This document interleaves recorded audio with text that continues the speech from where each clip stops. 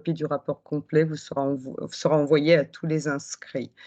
Alors, nous alors, tout d'abord, je vais passer la parole après cette présentation à Patrick Corbin, président de France Gaz Maritime, qui fera une présentation de France Gaz Maritime, une introduction et à la fin un constat et les conclusions. Ensuite, Alexandre Tocatlian, Head of Business Development de GTT, que nous sommes ravis d'accueillir également, nous présentera une analyse comparative des carburants, suivi de Julien Béland, ingénieur solutions soutages GNL chez Total Energy Marine Fuel. Il nous fera un focus sur les émissions de méthane amont-aval, ainsi que les motorisations et les compositions des flottes.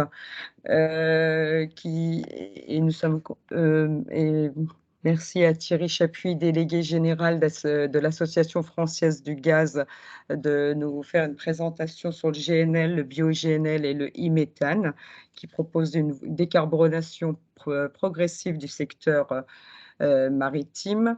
Et bienvenue aussi à Laurent Hamou, Head of European Institutional Affairs chez LNG, qui nous présentera quant à lui les écueils du scénario ammoniac et hydrogène. Et moi-même, Julie Deyassar, donc directrice générale de France Gaz Maritime, qui animera cette session et je prendrai vos questions à la fin de ce webinaire. Donc, je passe la parole à Patrick Corbin. Bonjour Patrick. Bonjour à toutes et à tous. Juste pour vous dire quelques mots sur France Gaz Maritime. Donc, au printemps, il a été décidé que la plateforme GNL se transformait et devenait France Gaz Maritime, avec deux évolutions majeures. C'est qu'on s'intéresse à tous les carburants qui permettent d'aller sur la route de la décarbonation du transport maritime. Et c'est une plateforme qui se veut aussi un lieu avec trois principaux membres, les ports, les armateurs, les énergéticiens. Et nous souhaitons vraiment que cet équilibre, complété par les équipementiers, bien entendu, perdure dans cette nouvelle organisation France Gaz Maritime. Pour nous, c'est très important que ce soit un lieu de concertation partagé entre ces trois entités. Et notre objectif, c'est d'éclairer les décideurs, bien entendu l'administration française, sur le rôle des nouveaux carburants sur la route de la transition énergétique. Et nous espérons que dans la nouvelle feuille de route 2050 de la France, nous pourrons contribuer à sa rédaction. Suivant. Bon, vous voyez ici les principaux membres, les membres de France Gaz Maritime. Nous espérons qu'ils vont rapidement évoluer et nous sommes bien entendu prêts à accueillir de nouveaux membres. Suivant. Donc, comme je le disais, notre vision, notre objectif, c'est de faire émerger une vision partagée des carburants maritimes sur la route de la décarbonation et qui respecte à la fois les trajectoires climatiques de l'UE et de l'OMI qui, en la matière et dans le domaine maritime, est une organisation extrêmement importante. Et notre objectif... Pardon. Et notre objectif, c'est vraiment qu'on soit une organisation professionnelle technique qui permette d'éclairer les débats. Voilà. Suivant. Donc, nos premiers travaux ont porté sur le rapport de la Banque mondiale qui a été publié il y a à peu près 1 an et qui en fait recommandait l'ammoniac comme seule solution à long terme pour le transport maritime. avec 3 raisons principales: les émissions de méthane le long de la chaîne GNL, la disponibilité de la biomasse et de possibles investissements échoués sur les navires. Et l'objet de la présentation d'aujourd'hui a plusieurs voies, comme l'a dit Julie Day, eh bien, c'est de questionner ces conclusions et de dresser un comparatif comparatif de ces différents carburants, je dirais, dans la perspective de la transition énergétique. Voilà. Alors, merci Patrick pour ces propos introductifs. Donc, je passe la parole à Alexandre Tocatlian. Alexandre, est-ce que tu nous entends? Je suis là. Très bien. Je te passe la main. Merci Julie, merci Patrick. Donc, ravi d'être là pour participer à ce premier webinaire de France Gaz Maritime. Alors, pour commencer, on a voulu donc faire une analyse factuelle des carburants existants et à venir sur des critères de densité énergétique, de sécurité, d'émissions de polluants en tout genre, et puis finalement en termes de maturité générale. Et donc on a regroupé pour ce faire des différentes études et tenter de vulgariser les résultats et les points importants. Donc pour commencer, la densité énergétique, qui est un critère simple mais primordial pour le transport maritime, puisque en particulier pour le transport en haute mer, le transport international, l'autonomie des navires est significative et donc la taille des soutes à carburant est significative. Donc le volume total occupé par un carburant pour une énergie donnée, ça dépend évidemment de ses propriétés intrinsèques, mais aussi de son état, s'il est gazeux, s'il est liquide, s'il est compressé, donc de sa pression et du type de cuve qui permet de le stocker. Et typiquement, on imagine bien qu'une cuve cylindrique va perdre de la place par rapport à une cuve prismatique ou rectangulaire. Donc on prend généralement le diesel marin ou le fioul lourd comme point de départ. Et on va regarder finalement quel est l'impact des autres carburants. Donc pour une même quantité d'énergie embarquée sur le navire, il faudra un volume de GNL qui est entre 1,6 et 2 fois plus important, ce qui est encore acceptable pour les armateurs. Et la preuve en est qu'il y a beaucoup de commandes de navires propulsés au gaz aujourd'hui. Quand on passe au méthanol, il faut 2,5 fois plus de volume. Et c'est surtout quand on passe à l'ammoniac et encore plus à l'hydrogène liquide que ça devient problématique. Donc avec l'ammoniac, on est à 4 fois plus de volume, sans parler du poids supplémentaire.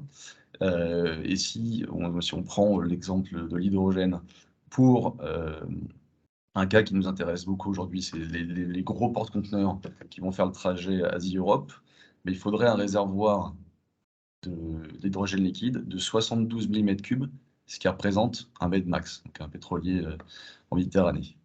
Donc on comprend bien que certains carburants peuvent avoir un impact très élevé sur la capacité cargo du navire. Donc ça veut dire des revenus réduits pour l'armateur, ou bien obligés à des avitaillements qui sont beaucoup plus fréquents. On peut passer au prochain slide. Un deuxième critère, peut-être plus important pour les opérateurs ou qui peut devenir un obstacle, c'est la sécurité.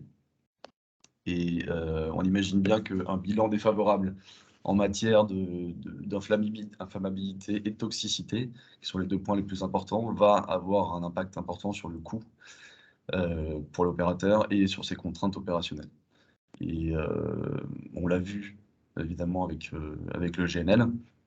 Et il faut des années pour mettre en place une nouvelle réglementation, des normes de sécurité. Et donc mettre en place ces normes pour des nouveaux carburants, évidemment, ça va rallonger la décarbonation, le processus de décarbonation du secteur maritime.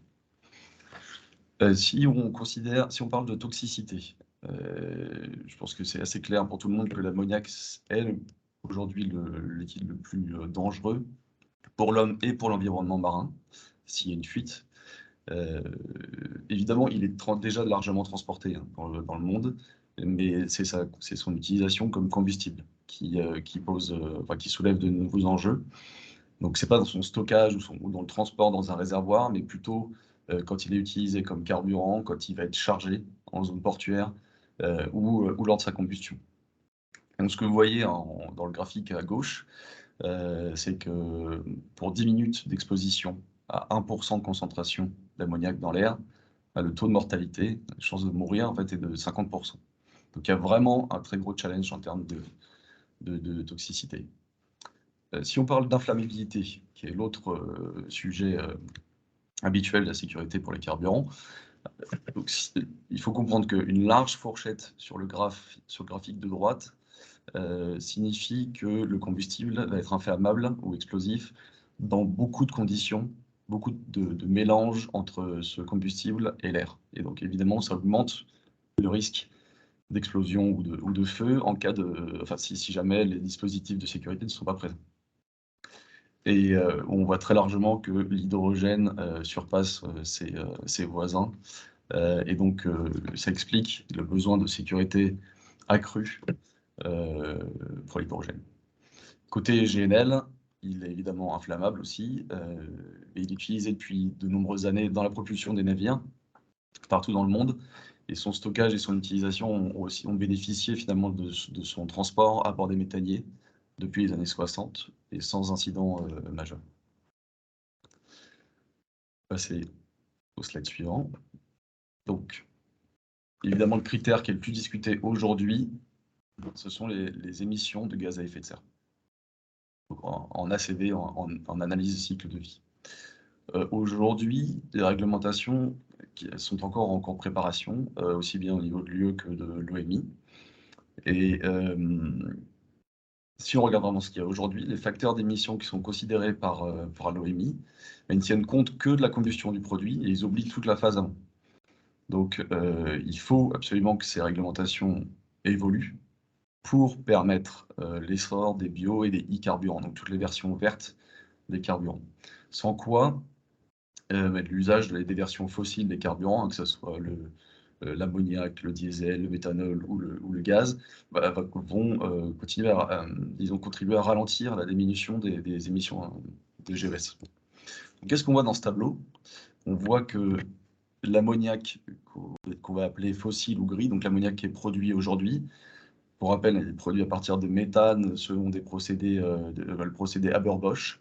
Et ben cet ammoniac, si on l'utilisait à bord d'un navire comme carburant plutôt que l'utiliser en engrais, il aura un impact climatique 15% supérieur au carburant de référence, qui est le diesel marin, si on analyse bien sur son cycle de vie complet. Et c'est aussi le cas avec le méthanol tel qu'il est produit aujourd'hui. Donc en fait, chaque première barre sur la gauche des carburants correspond aux carburants qui sont actuellement disponibles. On remarque que uniquement le GNL, quand il est couplé à des moteurs de temps les plus récents, il va émettre 22% de CO2 en moins que le carburant de référence, le diesel marin. Donc c'est le seul qui est capable aujourd'hui d'apporter une réelle réduction. Et le point important ici, c'est que le tableau, il prend en compte donc cette analyse de cycle de vie complète qui intègre les fuites de méthane, ce qu'on appelle le méthane slip, du puits à l'hélice, ou en well to wake, quand on parle internationalement. Et donc, on parle de la situation actuelle, mais si on regarde dans le futur, donc si on va plus loin que les versions fossiles des fuels qui sont disponibles, on voit que toutes les versions synthétiques, les LNG, ammonia, méthanol, ils vont atteindre à peu près le même niveau de performance climatique. Et en fait, l'avantage qu'il y a pour le GNL, c'est que le chemin est beaucoup plus progressif, on va en reparler juste après, et qu'il y a notamment l'incorporation possible du bio-GNL. C'est le slide suivant. Donc, une autre priorité, évidemment, des États, c'est la pollution atmosphérique. Et c'est d'ailleurs peut-être une priorité, une des lois, des règles qui sont arrivées avant les règles sur le CO2. On pense au Global Sulfur Cap en 2020, qui était là pour réduire les émissions d'oxyde de soufre. Et donc, on sait à peu près aujourd'hui que les émissions d'oxyde de soufre, donc les SOx, les émissions d'oxyde d'azote, les NOx, et combinées notamment aux particules fines, ce qu'on appelle souvent les PM, particulate matter, ça conduit le transport maritime à être tenu responsable d'environ 15% des décès prématurés. qui sont liés à la pollution atmosphérique, soit au niveau mondial à peu près 60 000 décès prématurés. Donc c'est énorme. Et le GNL a clairement pris son essor parce qu'il a apporté une solution évidente, vraiment significative à ce problème. Donc, le graphique qu'on voit à droite, il compare les émissions de polluants pour différents carburants, le fioul lourd désulfuré et le GNL. Donc évidemment, on voit que le GNL a des bénéfices très clairs sur l'ensemble des polluants. Et ce qu'on tient à dire ici, c'est que attendre le passage à l'ammoniac vert sans transition ou au méthanol vert va impliquer de facto qu'on maintient une bonne partie de ces polluants locaux sur une plus longue durée, sur une plus longue période. Passer à la suite. Donc si on prend un peu de recul et qu'on élargit finalement le nombre de critères pour comparer les carburants et les e-carburants dans le futur, là on a en fait cette belle image sur la gauche là, qui est issue du premier volet d'une étude qui a été réalisée dans le cadre de partenariat entre Engie et CMA-CGM. Donc on voit 7 critères différents qui reprennent un petit peu ce qu'on a pu dire auparavant.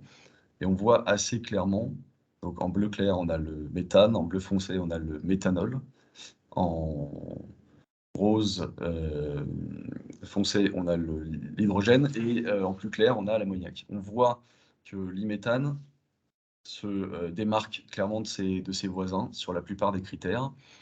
Et si on en prend quelques-uns, pour exemple, la production, sur la distribution pardon, et le soudage et les moteurs, eh bien, c'est grâce notamment à l'essor des méthaniers et de la propulsion GNL carburant qui a démarré depuis 20 ans. Et on voit évidemment qu'il y a plus de difficultés sur la partie stockage, mais qui est maîtrisée parce que c'est un fuel cryogénique. Et enfin sur la production, puisqu'il va falloir, il se retrouve à peu près dans la moyenne, puisqu'il va falloir de l'hydrogène en grande quantité, comme tous les autres e-carburants. Voilà, donc ce qu'on tient à dire ici, c'est que l'iméthane va bénéficier des infrastructures GNL qui sont déjà très développées, et aussi de l'expérience GNL carburant et des moteurs qui sont très développés. Et donc, dans l'ensemble, c'est clairement le carburant le plus mature. Et enfin, sur le dernier slide, voilà, il faut savoir que les investissements qui sont faits aujourd'hui dans des navires propulsés au gaz, ils sont potentiellement compatibles avec l'utilisation d'autres carburants dans le futur. Donc évidemment, les navires propulsés au gaz, au GNL fossile aujourd'hui, vont pouvoir mettre du bio-GNL et du méthane synthétique sans aucune modification. Mais on a désormais la possibilité, avec certains équipements, certains moteurs, d'avoir des navires qui sont à la fois propulsés au gaz et qui vont être ce qu'on appelle ammonia ready, donc prêts pour des conversions à l'ammoniac.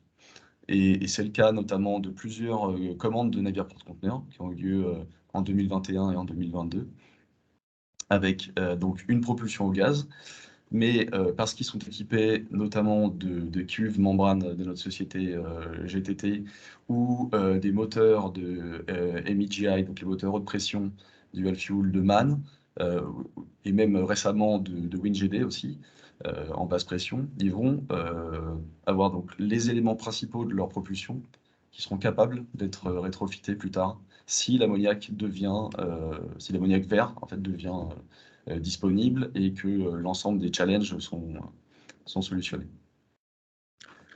Voilà, je pense que je te laisse la main, Julie. Merci Alexandre, c'est très clair. Je donne la parole maintenant à Julien Mélande, qui va nous parler des émissions de méthane. Merci Julie, merci Alexandre. Et bonjour à tous et à toutes. Donc, quand on souhaite évaluer l'impact d'un carburant sur le réchauffement climatique, il convient de considérer les émissions de tous les gaz à effet de serre sur l'ensemble du cycle de vie de ce carburant. Donc, ces gaz à effet de serre, quels sont-ils?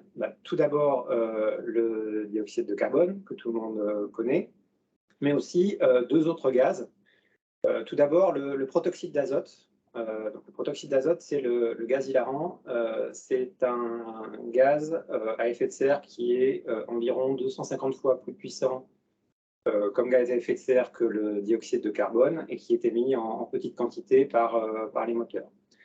Comme il est émis en petite quantité, il ne contribue à l'intensité carbone des carburants que pour environ 1%.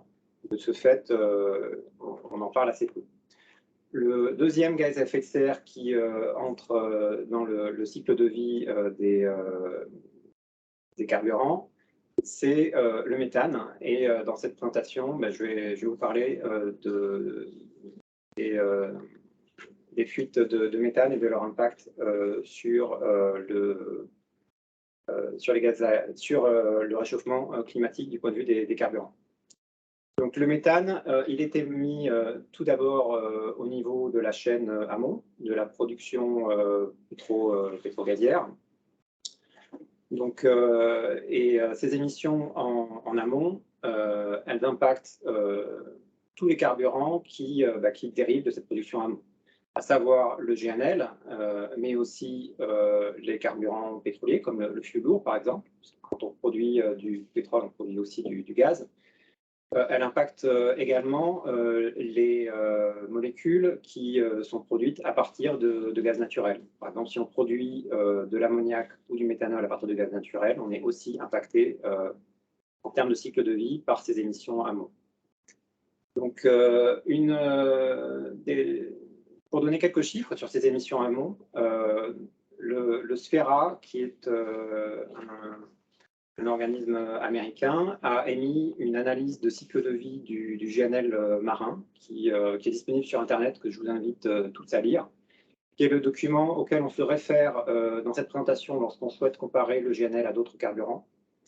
Et donc, ce rapport SFERA a évalué ces émissions de gaz de méthane à 0,74% du méthane transporté.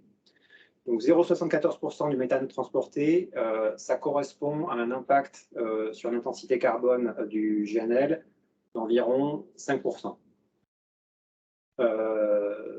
Ces émissions de 0,74%, elles se situent dans la fourchette qui a été considérée également par la Banque mondiale. Donc ce chiffre est important et actuellement, il y a une forte mobilisation de l'industrie pour mesurer et pour réduire ces émissions de méthane.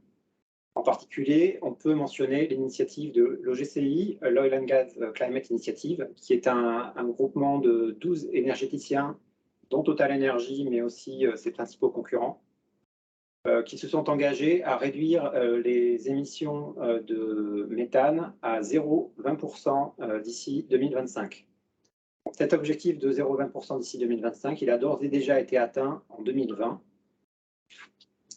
Et les efforts continuent dans l'industrie pour réduire ces émissions de méthane. On peut donc raisonnablement penser que l'industrie pétro-gazière pourra très prochainement réduire ses émissions dans son ensemble en dessous de 0,20%. Slide suivant.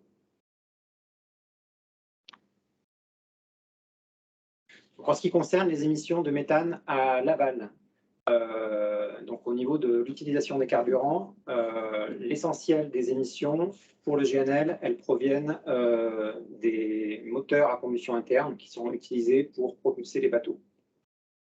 Donc on distingue plusieurs types de moteurs à combustion interne qui sont disponibles sur le marché, qui ont chacun leurs avantages et leurs inconvénients en fonction du type d'application auquel on les destine.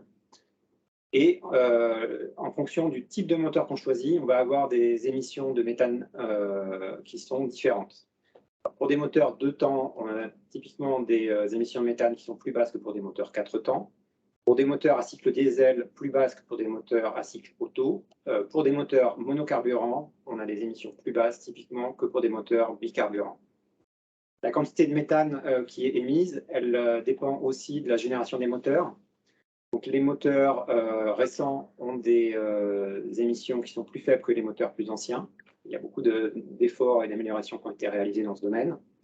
La taille des moteurs également a un impact. Les moteurs de plus forte puissance, typiquement, ont des émissions de méthane qui sont plus faibles relativement à la puissance dégagée. Slide suivant. Donc, quelques chiffres sur ces émissions de méthane par type de moteur.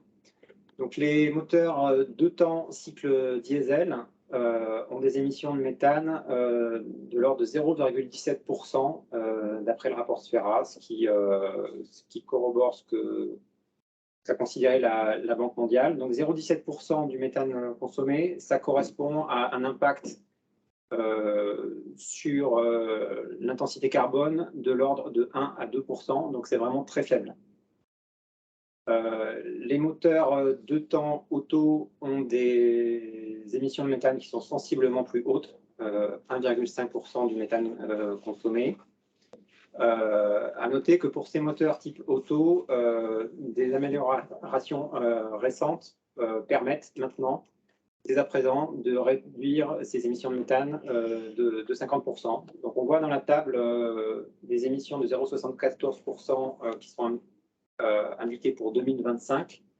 En réalité, les moteurs qui permettent d'atteindre ce type de réduction dans les émissions de méthane sont déjà disponibles sur le marché et ont déjà été commandés.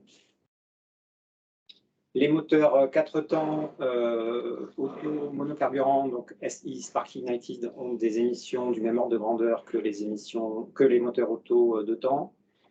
Et les moteurs 4 temps auto dual fuel ont des émissions sensiblement plus élevées. À noter que pour les moteurs 4 temps, on a une tendance à la baisse sur les émissions de méthane. Il y a beaucoup d'efforts qui ont été faits dans le passé par les motoristes pour réduire leurs émissions de méthane. Il y a encore énormément d'efforts qui sont faits et on s'attend à des améliorations dans les années à venir, des améliorations assez significatives. Pour donner un ordre de grandeur de l'impact de ces émissions de méthane sur les émissions carbone en termes de cycle de vie, les moteurs 2 temps type diesel permettent de réduire les émissions de gaz à effet de serre de 23% par rapport à du fioul lourd. Ça rejoint le chiffre de 22% par rapport du diesel dont parlait Alexandre plus tôt. Les moteurs 2 temps auto permettent de réduire les émissions de 14%. Et les moteurs 4 temps réduisent les émissions de 6 à 14%. On voit que même s'ils sont moins performants, le GNL, avec ces moteurs, reste quand même une meilleure option d'un point de vue émissions de gaz à effet de serre que le fioul conventionnel. Un autre point qu'il est intéressant de noter, pour revenir sur le slide précédent, c'est qu'en termes de gross tonnage, 83% du tonnage mondial des navires propulsés au GNL en commande sera propulsé par des moteurs 2 temps, donc les moteurs qui sont les plus efficaces. On voit également qu'il y a une pénétration significative du marché des moteurs 2 temps par les moteurs cycle diesel ces derniers mois, dans le cadre européen. Suivant. Un autre point intéressant sur la composition de la flotte, c'est que actuellement le nombre de bateaux propulsés au GNL est en train d'augmenter de manière extrêmement rapide. On a 427 bateaux en commande, alors qu'on a seulement 274 bateaux propulsés au GNL en service. Au-delà du nombre de bateaux en commande, on a également une augmentation de la capacité des bateaux qui sont commandés.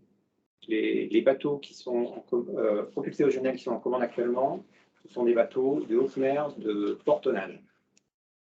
Ce que ça implique, c'est que sous peu, la flotte mondiale sera composée de bateaux qui seront équipés de moteurs, en majorité équipés de moteurs de temps, qui sont plus efficaces d'un point de vue des émissions de méthane.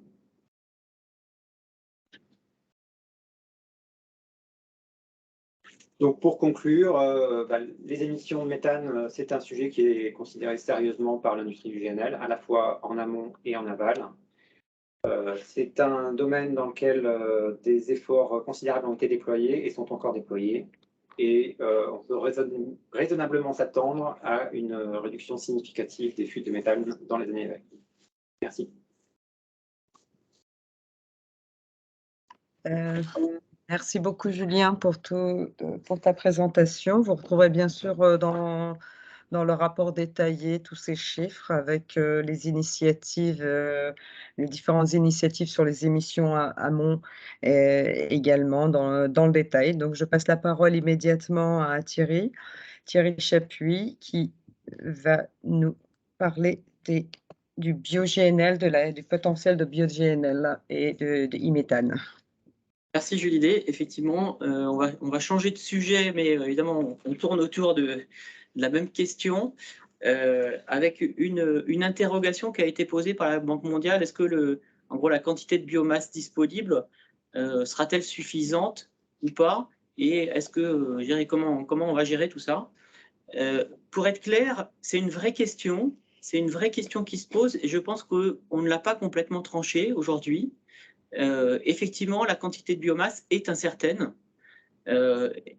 Voilà. Mais simplement, ce qu'on voulait préciser ici, c'était que, je dirais, il y avait un espoir et que cette quantité de biomasse, elle n'est pas si limitée que ça, et qu'il y a plusieurs technologies également qui sont disponibles. Alors, la première chose, c'est qu'elle n'est pas si limitée que ça. Attends, une seconde. Si tu peux rester une minute, voilà. Donc, en gros, ce qu'on a mis, c'est un tableau avec les différentes études et différentes fourchettes. Vous voyez qu'elles sont assez larges. Je dirais celle de la Banque mondiale n'est pas celle la plus large. On a analysé d'autres études qui ont des fourchettes plus larges. Et je voulais aussi insister sur le fait que, je dirais, ces compétitions d'usage qui pourraient arriver sur le biométhane pourraient arriver aussi sur d'autres usages comme l'hydrogène et l'ammoniac, et plutôt que parler de compétition d'usage, quelque part, il faudrait parler d'association d'usage, voilà. Parce que dans le monde du biométhane, et là tu peux passer au sujet, enfin au slide d'après, vous allez voir que ce n'est pas que de la biomasse, c'est aussi d'autres technologies qui sont disponibles. J'ai en tête beaucoup toutes les technologies autour de la gestion des déchets, et donc si on ouvre, je dirais, le potentiel, voilà, si on sort juste du champ de la biomasse, ça ouvre aussi d'autres voies. Donc vous avez là à l'écran un tableau qui a été fait par l'Association française du gaz, une étude prospective sur une vision à l'horizon 2050. Donc je vais le détailler, enfin je vais pas j'y passe assez vite, mais sachez que, je dirais, il a été l'objet de beaucoup d'études. Donc vous avez à la fois le potentiel de biomasse disponible et puis une certaine trajectoire possible. À ce stade, je vais me contenter du potentiel. Vous voyez que le potentiel est relativement important, bien supérieur à la consommation telle qu'elle sera de gaz, telle qu'elle sera demain. La consommation de gaz aujourd'hui, c'est à peu près 450-500 TWh. Ce qu'on pense, c'est qu'en 2050, elle va réduire. Et avec 4 filières différentes, la méthanisation qui est la plus connue, qui est en gros les méthaniseurs que vous commencez à voir partout dans les fleurir, je dirais, dans nos territoires. Et puis 3 autres sources de biométhane. Demain, on pourra utiliser, je dirais, les déchets solides ou bien les déchets liquides, donc pour faire de la pyrogazéification, donc du gaz à partir de déchets solides, ou bien de la gazéification hydrothermale du gaz à partir de déchets liquides.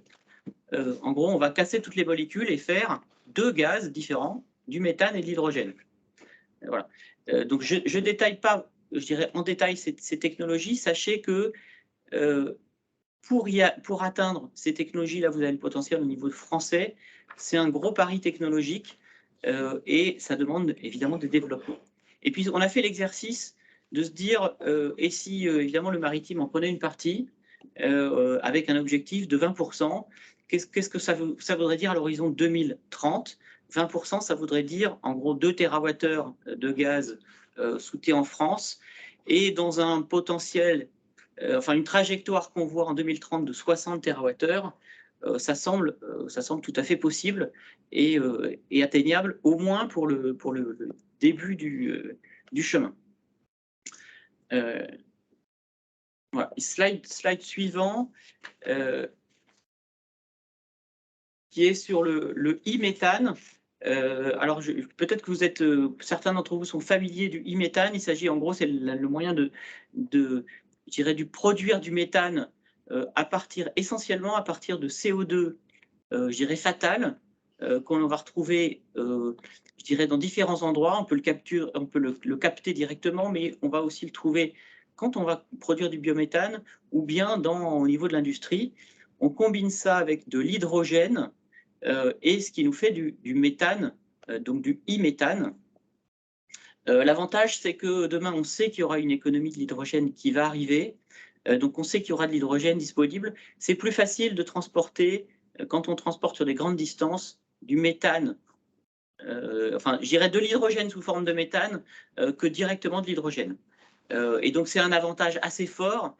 Ça utilise toutes les chaînes qui existent aujourd'hui de GNL, et ce sera une façon, je dirais, voilà, si on produit du méthane, de l'hydrogène à l'autre bout du monde, ce sera une façon de l'amener chez nous. Voilà, j'en dis pas plus. Je passe la parole peut-être à Laurent qui va... donc je te passe la parole, Julisée, pour la transition. Merci Thierry de nous avoir éclairé donc sur ces principales solutions progressives pour le transport maritime. Et maintenant, je passe la parole à Laurent Amou qui va nous expliquer les scénarios de la Banque mondiale sur l'ammoniac, l'hydrogène et les défis qui sont devant nous. On t'écoute, Laurent. Bonjour.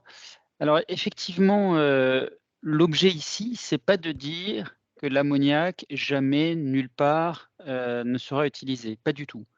Ce qu'on est juste en train de dire, c'est que la Banque mondiale a fait une hypothèse extrêmement forte, qui est pratiquement une exclusivité de l'ammoniac comme solution du maritime.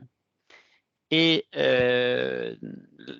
il nous semble qu'une telle affirmation est difficile à complètement justifier au jour d'aujourd'hui, parce qu'il y a beaucoup de points qui restent à préciser et que il nous semble bien trop tôt pour pouvoir affirmer d'une part que l'ammoniac ce sera une solution majoritaire et pour en exclure d'autres.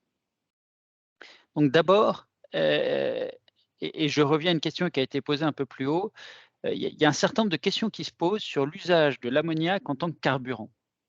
Donc, c'était présent dans le slide qu'a présenté Alexandre. Quand il y a un moteur ammoniac, d'abord les premiers moteurs ammoniac vont peut-être être commercialisés dans les mois qui viennent, mais au jour d'aujourd'hui, on ne connaît pas exactement ni leur performance ni leurs caractéristiques. Et il pose un certain nombre de questions encore ouvertes aujourd'hui. Première question, probablement on ne brûlera pas que de l'ammoniac dans un moteur ammoniac, il faudra un pourcentage de pilot fuel. Et ce pourcentage de pilot fuel aujourd'hui fait partie des inconnus, des secrets commerciaux des fabricants de moteurs, mais on attend fortement de savoir qu'est-ce qui va en retourner. Et évidemment, quand on compte les émissions associées des moteurs, il faut aussi compter les émissions du pilot fuel. Si les pourcentages sont importants, ça peut compter.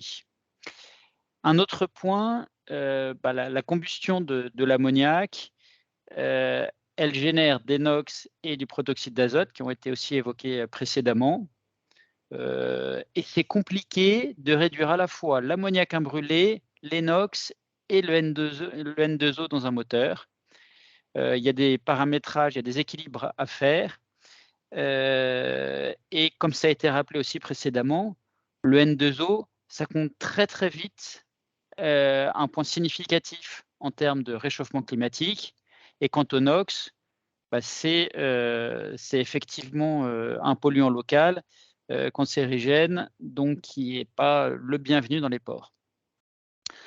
Et il faudra voir effectivement quelle est la performance tout court de ces moteurs en termes d'efficacité, de rendement, de souplesse opérationnelle. Une autre question qui se pose sur l'ammoniac, c'est l'intégration de la chaîne carburant dans un navire. C'est en effet pas du tout la même chose de transporter de l'ammoniac dans une cuve en statique que de s'en servir comme carburant. Ça pose des questions sur l'architecture du navire. Il y a d'une part des questions, on l'a vu, sur la taille et le poids du réservoir qui impacte forcément l'architecture du navire. Mais c'est aussi quelque chose de très toxique. Donc, il va falloir former l'équipage, éventuellement prévoir des dispositifs spécifiques.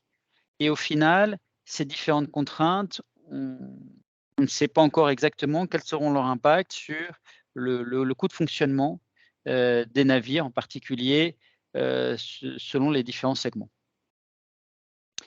On peut peut-être passer au slide suivant. Deuxième question liée à un scénario exclusivement ammoniac ou hydrogène, c'est que ce sont des scénarios qui consomment évidemment énormément d'électricité verte.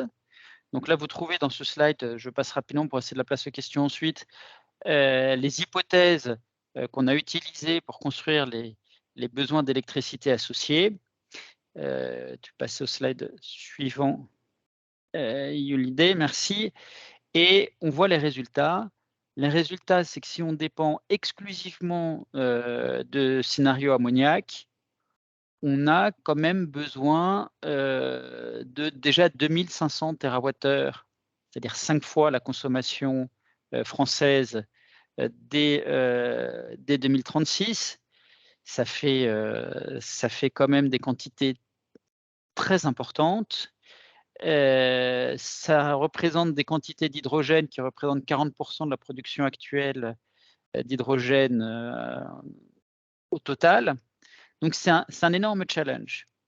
Alors, cet énorme challenge, il ne va pas changer fondamentalement si on utilise du méthanol ou du méthane. Par contre, dans le scénario choisi par la Banque mondiale, ce qui est particulièrement perturbant, c'est qu'on s'interdit tout recours à la biomasse sous prétexte qu'il n'y en a pas assez. On a vu que c'était déjà quelque chose qu'on peut discuter et qui rend l'atteinte de ce scénario encore plus difficile si on se prive du potentiel de biométhane.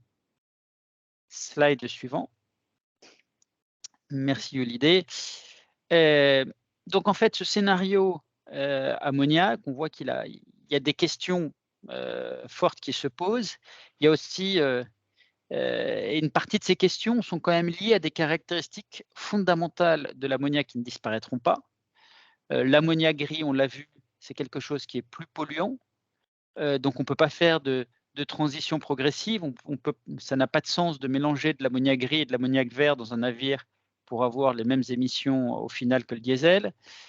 La toxicité, effectivement, on ne pourra pas trouver les bonnes classifications, les bonnes normes pour utiliser l'ammoniac de manière satisfaisante, mais la toxicité restera. Et la disponibilité de l'âge de verre, c'est effectivement un point qu'on vient d'évoquer.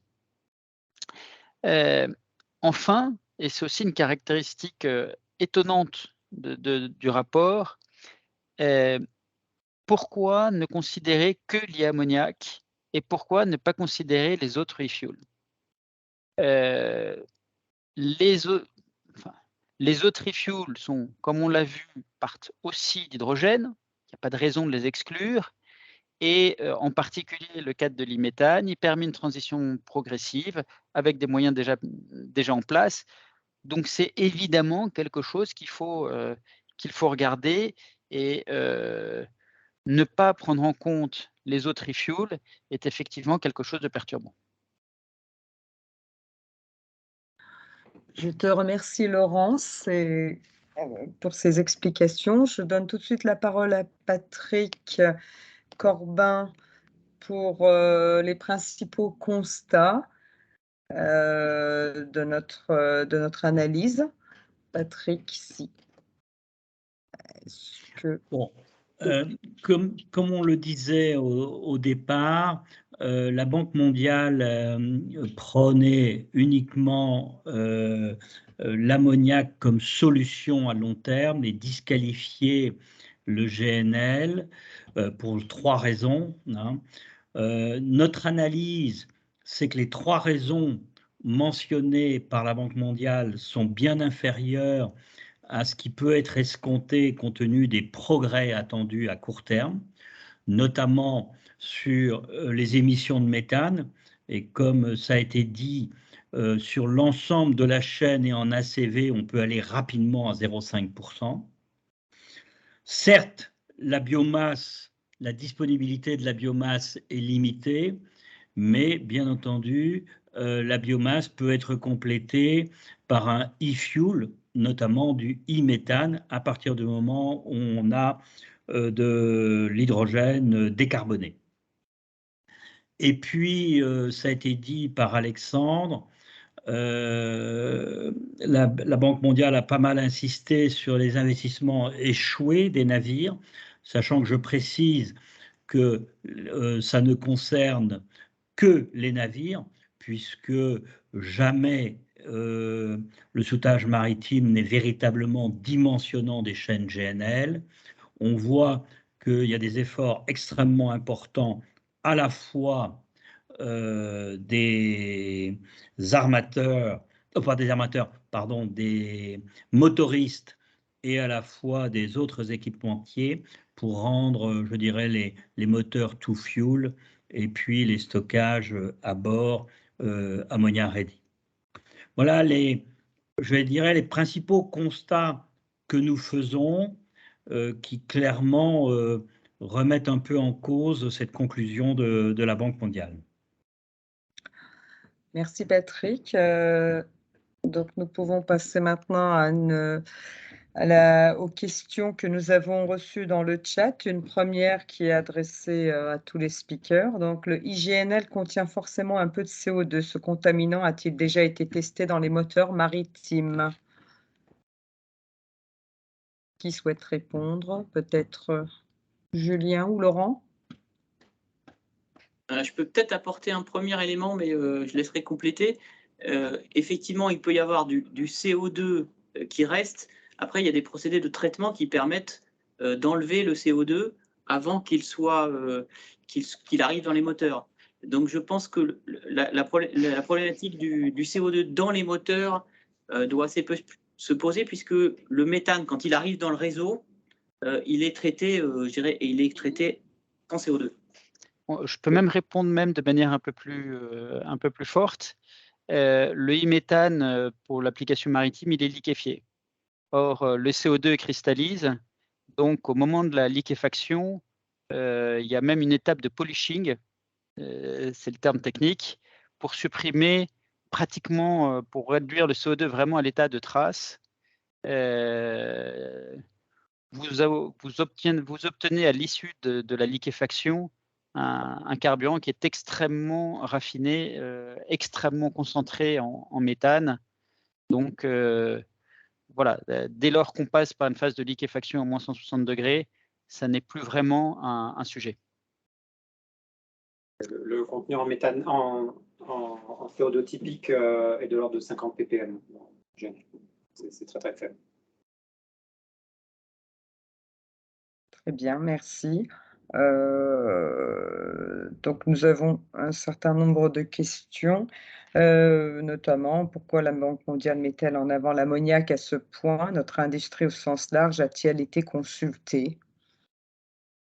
Je veux bien prendre la question. Oui. Je ne pense pas que l'industrie, en tous les cas, France Gaz Maritime n'a pas été consultée et à ma connaissance, l'industrie a été assez peu consultée. En fait, ce rapport de la Banque mondiale, il est double.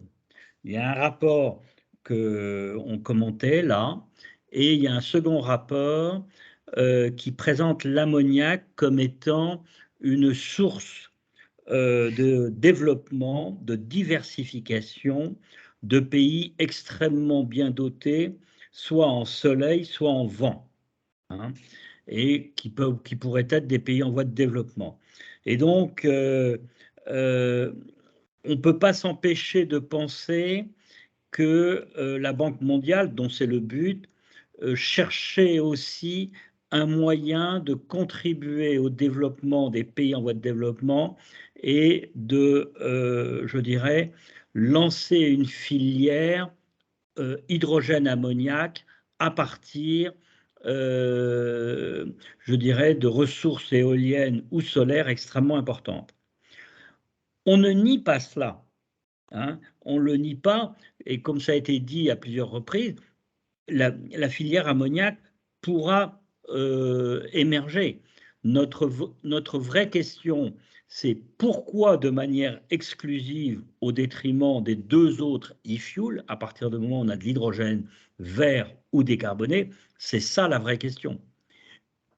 Et l'autre question aussi, et là si on se met un peu plus au niveau européen, c'est de, même s'il y a des ambitions extrêmement importantes en Europe aujourd'hui pour fabriquer de l'hydrogène vert, et à court terme, puisque c'est 2030, c'est aura-t-on l'électricité décarbonée pour cela, qui est quand même la vraie question.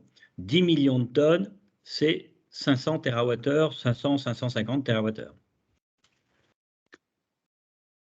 Peut-être également un point de complément, hein, dans les sources, il ne faut pas non plus être... les acteurs ne sont pas tous neutres. Et dans les sources qui existent, on entend souvent parler de Tristan Smith et de l'UMass, qui est voilà, un acteur qui a effectivement un parti pris assez fortement exprimé et qui a été beaucoup écouté un certain temps. Et peut-être juste aussi un point, c'est évidemment cette analyse qu'on a fait, un des points de sortie, c'est d'aller la discuter avec la Banque mondiale. Ça rendra le débat intéressant aussi. Alors, en complément de cette question, nous en avons une autre qui parle de filière. Donc, comment intégrer les questions de filière et effet de taille d'une part, c'est-à-dire production d'ammoniac, carburant agricole dans d'énormes usines partout dans le monde, et en contrepoint géostratégique, la production locale de biogaz par méthanisation dans les pays utilisateurs. Donc, c'est une question qui rejoint un petit peu l'analyse de Patrick sur le double rapport de la Banque mondiale. Donc, si je comprends, est-ce que je comprends bien la question? C'est-à-dire la production en dehors de France de quantités d'ammoniac qui seront importées ensuite en France. Peut-être un premier élément de réponse. Les quantités de gaz naturel, l'infrastructure gazière globale est gigantesque. Et donc, si on parle d'effet d'échelle, l'effet, la base installée, on a parlé des navires, on n'a pas parlé de l'ensemble de l'infrastructure gazière, des trains de liquéfaction, des méthaniers, des terminaux de regaz, des bunkers vaisselle. Par rapport à cet effet de masse qui est évoqué, c'est aussi quelque chose qui est massif et qui est peut-être aujourd'hui plus massif et même largement plus massif que ce que pourrait construire aujourd'hui une chaîne d'ammoniac qui se lance, qui est typiquement de l'ammoniac qui est produit, qui est envoyé en tant que cargo dans une usine de fertilisation, dans des usines d'engrais, pardon. Ça paraît effectivement une réalité extrêmement probable et surtout extrêmement souhaitable vu le contenu carbone de l'ammoniac utilisé pour les engrais aujourd'hui. Aujourd'hui, il y a 80 millions de tonnes d'hydrogène gris. Très clairement, si on est un tout petit peu logique, la première priorité, c'est que ces 80 millions de tonnes soient progressivement remplacées par de l'hydrogène vert ou décarboné, hein. Mais vous voyez, déjà ça demande énormément d'électricité. Alors justement, j'ai une question qui concernant l'hydrogène, qui pourrait quand même être utile pour des navires moins grands que les porte-conteneurs, comme par exemple le paquebot Commandant Charcot de 35 000 kWh à bord à 4 600 m3 de GNL et aurait donc besoin d'environ 11 000 m3 d'hydrogène. Donc, au niveau une question par rapport aux usages et au type de navire, type de flotte. Je veux bien répondre à celle-là, puisque ce sont nos cuves qui sont à bord du commandant Charcot. Il faut avoir en tête que le commandant Charcot, il a, grâce à ses cuves, voilà, environ 2 mois d'autonomie. Et si on se rappelle des chiffres, des facteurs qu'on a vu tout à l'heure, ce serait un peu plus de 11 000 m3 qu'il faudrait en hydrogène liquide. Et placer 11 000 m3 dans un tel navire, qui fait 150 mètres de long, 28 mètres de large, qui est très compact, hein, c'est un navire d'exploration, je pense qu'il n'y aurait plus de place pour les passagers. Donc le commandant Charcot ou des navires de croisière équivalents, on va dire, ça reste une application peut-être trop grosse pour l'hydrogène liquide. Ce qui ne veut pas dire qu'on raye complètement l'hydrogène liquide de la carte, hein. Il y a en effet des initiatives, même des fabricants, des équipementiers qui développent des petites cuves donc cylindriques avec des isolations sous vide, parce qu'il faut une isolation extrêmement performante, puisque l'hydrogène liquide est à moins 252 degrés. Et ces cuves-là, peut-être de la taille de quelques centaines de mètres cubes, vont pouvoir soit alimenter une propulsion auxiliaire, soit alimenter toute la propulsion pour des petits navires avec des trajets qui sont courts, voilà, avec des autonomies faibles. Donc il y a en effet des études sur des bateaux de croisière ou des ferries, mais c'est vraiment très compliqué dès qu'on est sur des autonomies élevées. Merci Alexandre. Alors, nous avons encore de nombreuses questions. Nous y répondrons ensuite puisque nous arrivons au bout de notre temps. Je donne maintenant la parole à Patrick pour les conclusions de notre analyse et de notre webconférence. Tout d'abord, moi, je voudrais vraiment remercier tous ceux qui ont travaillé à cette présentation, hein, parce que vous avez fait un très bon travail et ça se voit d'ailleurs avec le nombre de participants à cette webconférence. Merci Julie D et tous ceux qui t'ont aidé. Donc, très clairement, en conclusion, nous remettons en cause l'exclusivité du e-ammoniac, hein, à partir du moment où on a de l'H2 vert ou décarboné. Est-ce que c'est le e-ammoniac qui va gagner? Est-ce que c'est le e-méthane ou le e-méthanol? Nous pensons qu'il est encore trop tôt pour le dire et tout ça dépendra, je dirais, des conditions technico-économiques de toutes les chaînes en aval de la production d'H2 vert ou décarboné. Malgré tout, on voit bien qu'à partir du moment où on passe de manière un peu progressive du GNL au e-méthane, eh bien, on voit bien qu'on peut réutiliser l'essentiel des installations de distribution, que ce soit des bunkering ou que ce soit des stockages. En prônant le e-ammoniac et en faisant en sorte qu'il ne soit pas disponible, qu'on le veuille ou non, la Banque mondiale, elle induit un statu quo des armateurs et dans une certaine manière, on ne traite pas les problématiques des pollutions locales. Hein. Donc, je pense que nous sommes convaincus que demain, les e-fuels auront leur place, lequel, il est sans doute un peu trop tôt pour le dire, mais je pense que les e-fuels, ils ont, et en particulier l'hydrogène, il y a quand même deux difficultés. La première, c'est la disponibilité d'électricité pour fabriquer de l'hydrogène vert ou décarboné, très clairement. Et ça, qu'on le veuille ou non, c'est de la physique, hein. Il faudra toujours à peu près 50 kWh ou 55 pour fabriquer 1 kg d'hydrogène. par électrolyse.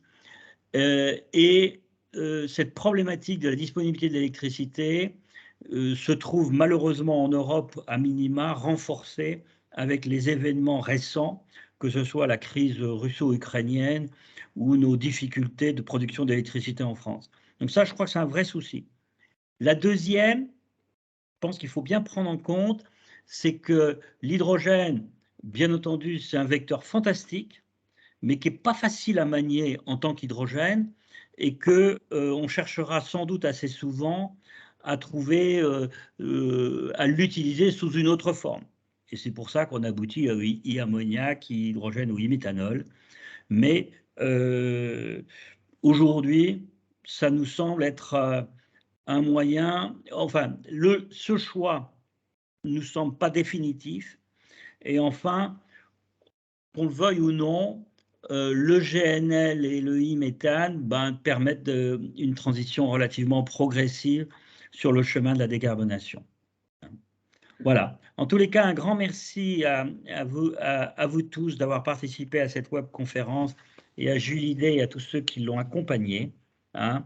Et puis, comme l'a dit Julie Day, on essaiera de répondre au mieux aux questions qui ont été posées et le rapport vous sera envoyé prochainement. Merci à vous tous en tous les cas.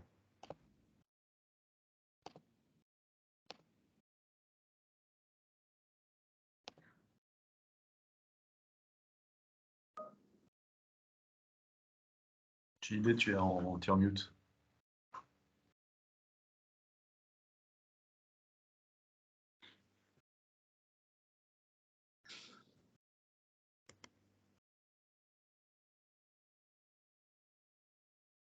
Je ne peux pas le... T'entends, c'est... Je suis désolée, je n'arrive plus à... On t'entend, Si, on t'entend. Julie Day. C'est bon. Pardon, je vois C'est qu'il bon. est sur mute pourtant sur mon écran. Désolée, Non, mais c'est aléas bon. du direct, comme on dit. Merci à nos speakers, merci à toutes les personnes qui ont assisté à notre webinaire. N'hésitez pas à nous poser vos questions. Vous avez mon mail que je vais mettre dans le chat et vous recevrez aussi le rapport complet à la suite du webinaire. Merci à tous et belle fin de journée.